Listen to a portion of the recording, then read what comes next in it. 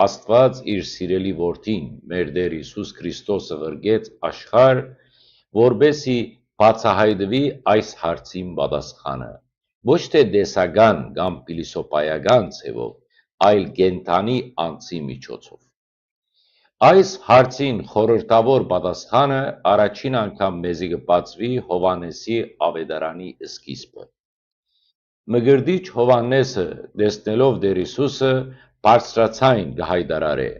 «Ահա Աստուծո գառնուկը, որ կվերցնե աշխարհի մեղքը»։ Այս խոսքը պատահական չէր։ Ան կհիշեցնե մեզի Աբրահամ նահապետի պատմությունը, երբ Աստված Աբրահամեն պահանջած էր իր որդին Իսահակը զոհեր։ Երբ Իսահակը զարմանքով և խռովքով հարցուց. «Հայր, ո՞ւր է զոհաբերության գառնուկը»։ Աբրահամը Սուրբ Հոգիով իմաստությամբ պատասխանեց.